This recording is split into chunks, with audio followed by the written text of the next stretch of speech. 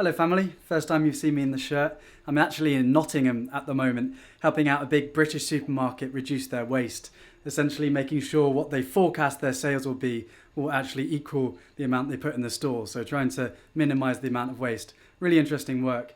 But anyway, this video is a mishmash of different stuff from my last 2 days in China, in Beijing. It's basically me talking about Chinese history and philosophy. So yeah, it's a bit of a random one and I hope you enjoy. Okay, welcome to Beijing. So I've got a few errands to do before leaving for the UK. And I spent 2 weeks at the very start of my trip in Beijing getting loads of interesting B-roll footage and stuff like that. But I managed to lose it all because of the hard drive. So I've actually had an idea from Joseph Kaufman, remember the American guy that I interviewed a while back. And his idea is awesome, which is to do Tai Chi very, very slowly in front of like a busy crowd, or like hopefully with some clouds moving and stuff like that, and then making it into a time lapse. So it'd be like a super slow motion Tai Chi time lapse. So I'm going to the Forbidden City now, and I'm also going to go to a few other locations.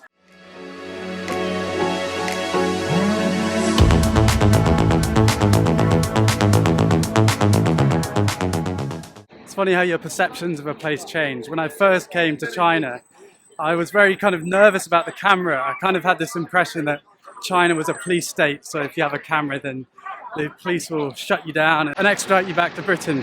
But in fact that's really not the case. There's all these bowens that are just like the local police officers, and they really don't care what you're doing. In fact, I was here when Trump was in China and I was doing some filming. I just went to the Forbidden City in Tiananmen Square and I was just like filming some of the policemen and Trump's motorcade going by, and they stopped me. Policeman came over, took my passport. I was like, God damn, it's only day 4 and I've already been taken away as like a spy espionage journalist. And they asked me, why have you got the microphone? And I was just like, oh, just travel video. So yeah, I had to wait for about 10 minutes, but then they let me go.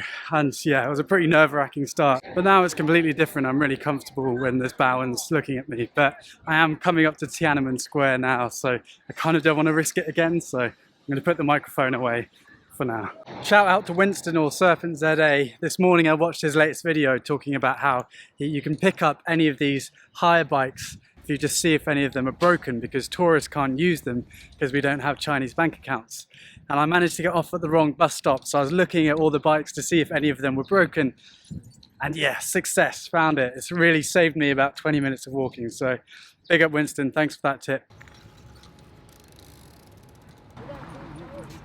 Welcome to White Cloud Temple. Now, if you remember, there's the Purple Cloud Temple in the Wudang Mountains, and these two temples are related. This is the seat of Taoism in the whole of China.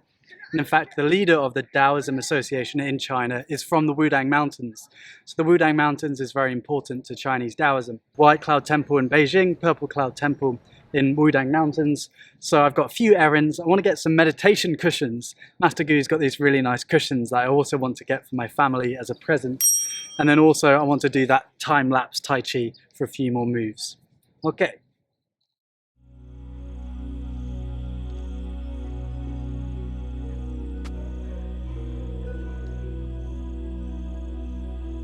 I'm out on a run and this is Tiananmen Square, and that is the seat of the Beijing government. And then behind me is the Forbidden City. I've just watched The Last Emperor, which tells the story of the very last emperor of China, Puyi. And it's an absolutely fascinating film. There's something like 1,000 eunuchs that were living just with the emperor, helping him out, also stealing all his wealth in the last days. If you want to see a film about Chinese history, you should definitely see that. You see those bridges going into the Forbidden City? Running is such a great way of seeing a lot of the city in a short amount of time. So this is Zhongshan Park. Very beautiful. All the parks in Beijing are amazing.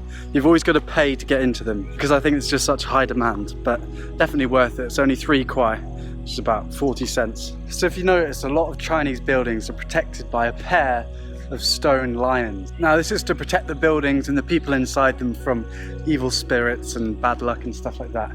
But just reading this plaque, there's an interesting story for these two. They were built in the Song dynasty about 1,000 years ago and then found recently, but then hidden away for the Cultural Revolution so they wouldn't get destroyed. So yeah, pretty cool.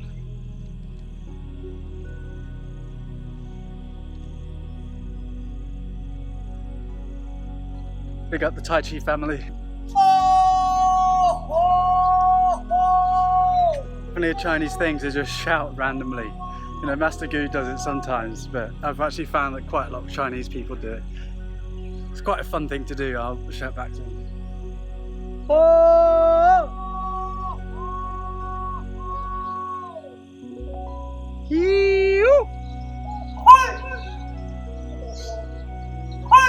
So in fact this is the moat of the Forbidden City, and just the scale of the Forbidden City is just ridiculous. You know, like in England we had big castles, but nothing we had compared to the wealth of the Chinese Empire. You know, up until the 1600s, 1700s, China had a third of global GDP. It had something like 300 million people. So it's not like China just exploded in population to 1.4 billion, starting from nothing.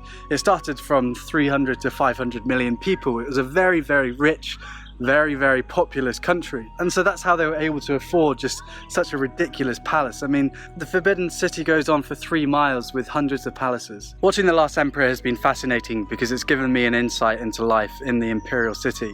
And it's just bonkers to think about. In 1912 was the revolution from the imperial Chinese system into a republican system. But say let's take 1908 or whatever.